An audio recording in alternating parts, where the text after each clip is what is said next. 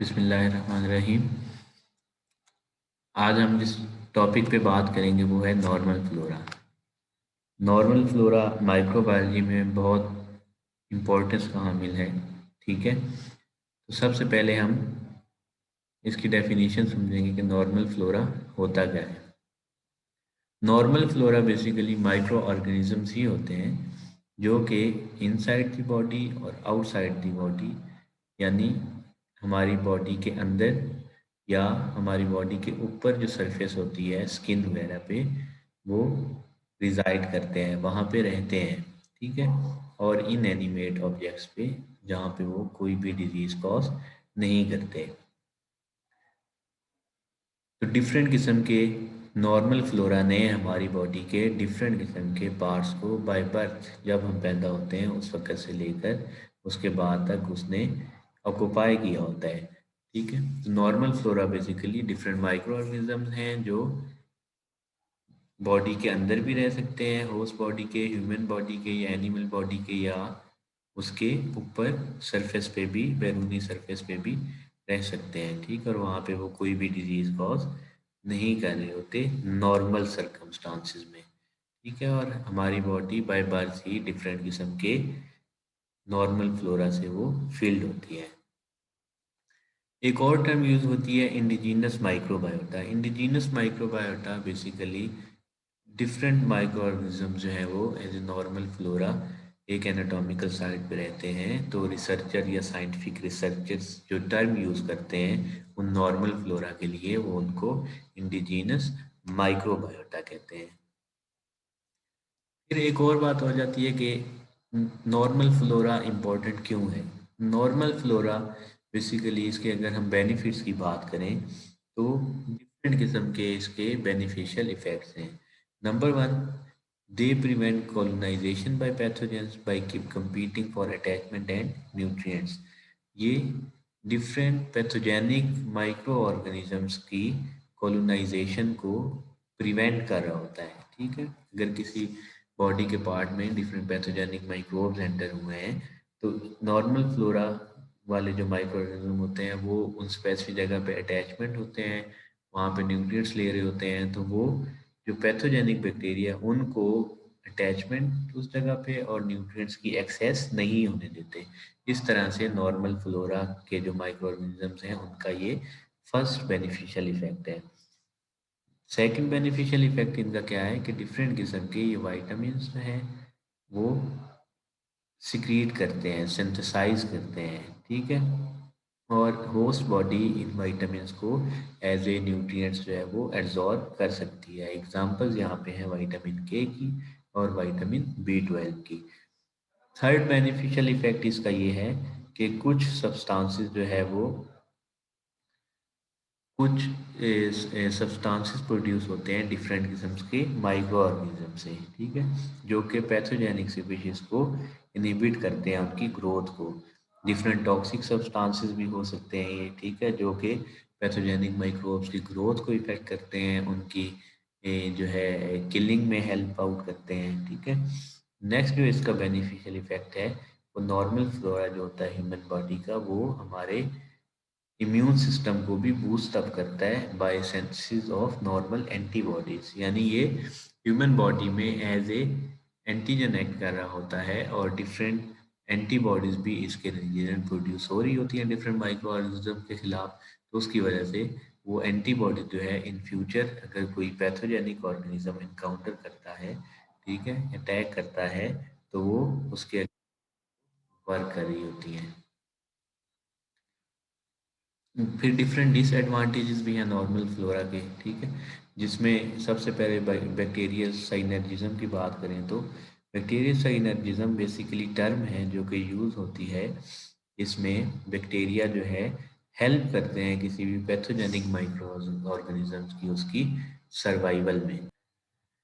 इसका मतलब ये है कि वो एज ए नॉर्मल फ्लोरा वहाँ पे माइक्रो ऑर्गेनिज्म जो प्रेजेंट होते हैं, अगर कोई पैथोजेनिक बैक्टीरिया उनके करीब आता है, उस पार्ट ऑफ बॉडी में आता है, तो वहाँ पे वो उसको विटामिन सप्लाई करते हैं, न्यूट्रिएंट सप्लाई करते हैं। ठीक है, उसको स्पेस सप्लाई करते हैं। ठीक है, जिससे वो पैथोजेनिक माइक्रोऑर्गेनिज्म बेहतर ग्रो कर सकता है और वहाँ पे सरवाइव कर सकता है। और इस फिनोमिना को क्रॉस फीडिंग बिटवीन माइक्रोब्स भी कहते हैं, ठीक है, क्रॉस फीडिंग बिटवीन माइक्रोब्स। और ये पूरा जो एक ये कॉन्सेप्ट है इसको बैक्टीरियल साइनर्जिज्म कहते हैं। और ये फर्स्ट डिसएडवांटेज है नॉर्मल फ्लोरा का। सेकंड जो डिसएडवांटेज है नॉर्मल फ्लोरा का वो है competition for nutrients. Normal flora बाज़ औक़ात बहुत ज़्यादा ही विटामिन्स और न्यूट्रिएंट्स जो है गैस्ट्रो इंटेस्टिनल ट्रैक्ट से एब्जॉर्ब कर लेते हैं, जिसकी वजह से मेल न्यूट्रिशन हो जाती है उस ह्यूमन होस्ट में या एनिमल होस्ट में जिसमें वो एज ए नॉर्मल फ्लोरा रह रहे होते हैं। थर्ड जो इसका डिसएडवांटेज है वो है टॉक्सिन प्रोडक्शन। कुछ बैक्टीरिया जो है वो टॉक्सिक प्रोडक्ट्स जो है वो सिक्रीट कर रहे होते हैं, ठीक है, टॉक्सिन जो है वो प्रोड्यूस कर रहे होते हैं इन दी होस्ट बॉडी, जिसकी वजह से जो सराउंडिंग सेल्स होते हैं, सराउंडिंग टिश्यूज जो होते हैं, उन पे उसका हार्मफुल इफेक्ट्स होते हैं। तो ये इसके एक और डिसएडवांटेज आ गया कि टॉक्सिन प्रोडक्शन की वजह से भी वहाँ पे इफेक्ट हो सकता है।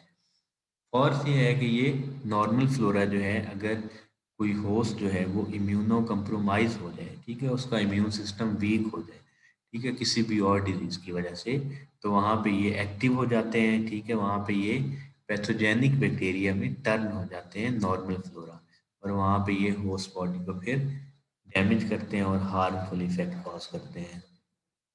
तो यहाँ तक ये डिफरेंट डिसएडवांटेजेस थे नॉर्मल फ्लोरा के। फिर नॉर्मल फ्लोरा के डिफरेंट टाइप्स की अगर बात करें तो नॉर्मल फ्लोरा को जो मेजर टू टाइप्स में इसको टू कैटेगरीज में डिवाइड किया जाता है। नंबर वन रेजिडेंट माइक्रोब्स होते हैं and number two transient microbes होते हैं। अब हम देख लेते हैं कि रेजिडेंट माइक्रोब्स क्या होते हैं और ट्रांजिएंट माइक्रोब्स क्या होते हैं। जो रेजिडेंट फ्लोरा या रेजिडेंट माइक्रोब्स होते हैं ये बेसिकली जो नॉर्मल होस्ट होता है उसके अंदर ये परमानेंट तौर पे ये रह रहे होते हैं, ठीक है, जैसे स्किन है, नोज है, किसी को उसका माउथ है, उसका थ्रोट पार्ट है, उसकी लार्ज इंटेस्टाइन है, उसकी वजाइना है, ठीक है, तो ये डिफरेंट बॉडी पार्ट्स में परमानेंट तौर पे ये वहाँ पे रह रहे होते हैं, ठीक है। These micro organism that usually occupy a particular body site are called the resident flora। इस वजह से इसको हम रेजिडेंट माइक्रोबायोटा या रेजिडेंट फ्लोरा भी कहते हैं। नेक्स्ट जो है वो ट्रांजिएंट फ्लोरा। ट्रांजिएंट फ्लोरा क्या होता है?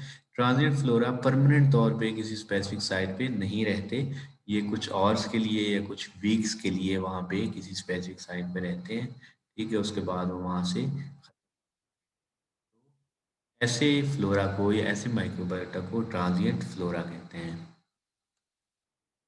नेक्स्ट जो जहन में क्वेश्चन आता है, क्या इन जो फ्लोरा होता है, नॉर्मल फ्लोरा होता है, इसको इजीली रिमूव किया जा सकता है? तो इसमें भी टू डिफरेंट कंडीशंस आ सकती हैं। जो ट्रांजिएंट फ्लोरा है, जो आउटर सरफेस पे प्रेजेंट होता है, फॉर एग्जांपल स्किन वगैरह पे, उसको इजीली हैंड वॉशिंग के थ्रू या सैनिटाइजेशन के थ्रू रिमूव किया जा सकता है। जबकि जैसा कि डिफरेंट हॉस्पिटल एक्वायर्ड इन्फेक्शन होते हैं, ठीक है, हॉस्पिटल में काम करने वाले लोग होते हैं, ठीक है, उनकी स्किन स्किन पे अक्सर अटैच हो जाते हैं ट्रांजिएंट फ्लोरा के तौर पे माइक्रोब, तो उसके हैंड वॉशिंग के थ्रू भी रिमूव किया जा सकता है। लेकिन अगर हम देखें अदर साइड पे रेजिडेंट फ्लोरा को, तो रेजिडेंट फ्लोरा डीपली अटैच होते हैं हमारी स्किन के साथ भी और हमारी इंटरनल सर्फेसिस ऑफ बॉडी के साथ भी, तो इनको इसलिए रिमूव करना आसान नहीं होता। फिर इस टेबल में आपको दिखाया गया है कि डिफरेंट नॉर्मल फ्लोरा जो है उनके नाम बताए गए हैं, एनाटॉमिकल लोकेशन दिखाई गई है। सबसे पहले बैक्टीरिया राइट स्पीशीज हैं, तो ये एनाटॉमिकल लोकेशन इनकी कॉलन में है, थ्रोट में है, वेजाइना में ये रहते हैं। कैंडिडा एल्बिकेंस जो है ये नॉर्मल फ्लोरा के तौर पे माउथ में भी रह सकता है, कॉलन में भी रह सकता है और वेजाइना में भी रह सकता है। इस तरह क्लोस्ट्रीडियम स्पीशीज हैं तो ये कॉलन में रहती हैं। नेक्स्ट कोराइनी बैक्टीरियम स्पीशीज हैं, तो ये नेजोफेरेक्स में रहते हैं, as a normal flora skin में रहते हैं, वेजाइना में रहते हैं, ठीक है। Next normal flora enterococcus species है, ये कॉलन में रह सकता है। स्केरेशिया कोलाई है, डिफरेंट अदर कोलीफॉर्म्स हैं, तो कॉलन में, वेजाइना में, आउटर यूरिथ्रा में भी रह सकते हैं, ठीक है।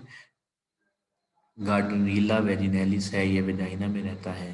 हिमोफिलस स्पीशीज हैं ये नेजोफेरेंक्स में, कंजक्टाइवा में एज नॉर्मल फ्लोरा रहती हैं। लैक्टोबैसिलस स्पीशीज हैं ये माउथ में, कॉलन में, वेजाइना में रहते हैं। ठीक है, निसीरिया स्पीशीज हैं माउथ और नेजोफेरेंक्स का नॉर्मल फ्लोरा है। फिर प्रोपाइनोबैक्टीरियल मैकनीज है ये स्किन में रहती है। सूडोमोनास आरिजोसा ये कोलन और स्किन में रह सकता है।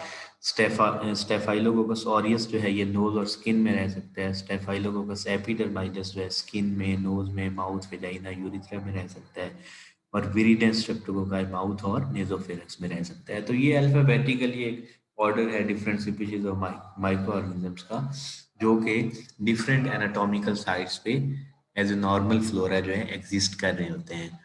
इस पिक्चर में बहुत अच्छा दिखाया गया है जिसमें अपर रेस्पिरेटरी ट्रैक्ट है, ठीक है, और फिर स्किन है, फिर गैस्ट्रोइंटेस्टिनल ट्रैक्ट है और जेनिटल ट्रैक्ट है। ठीक है, ये नॉर्मल फ्लोरा जो आमतौर पे कम्युनिटी से एक्वायर्ड होते हैं, ठीक है, कम्युनिटी बेस्ड होते हैं इन्फेक्शन जो, उसमें ये नॉर्मल फ्लोरा पाए जाते हैं। फिर जो बैक्टीरियल फ्लोरा जो हॉस्पिटल में लॉन्ग टर्म फैसिलिटीज़ जो केयर फैसिलिटीज़ होती हैं वहाँ पे वो ज़्यादा पेशेंट्स को इफेक्ट करते हैं। ठीक है, वहाँ पे उनके नॉर्मल फ्लोरा के तौर पे उनमें वो रह सकते हैं। तो ये डिफरेंट स्पीशीज के नाम according to their different anatomical position दोनों कैटेगरीज में। अपर रेस्पिरेटरी ट्रैक्ट में स्टेफाइलोकोकस, स्ट्रेप्टोकोकस, नीचे एंटीरोबैक्टीरियस डिफरेंट स्पीशीज हैं ये लिखी गई हैं। स्किन में है, फिर गैस्ट्रोइंटेस्टिनल ट्रैक्ट में डिफरेंट स्पीशीज हैं और जेनिटल ट्रैक्ट में भी डिफरेंट बैक्टीरिया का यहाँ पे मेंशन कर दिया गया है, जैसे कि हमने प्रीवियस स्लाइड में इसको डिस्कस किया। Thank you so much. ये आज का हमारा नॉर्मल फ्लोरा का इतना ही टॉपिक था। इंशाल्लाह नेक्स्ट लेक्चर में हम और भी माइक्रोबायोलॉजी की डिस्कस करेंगे।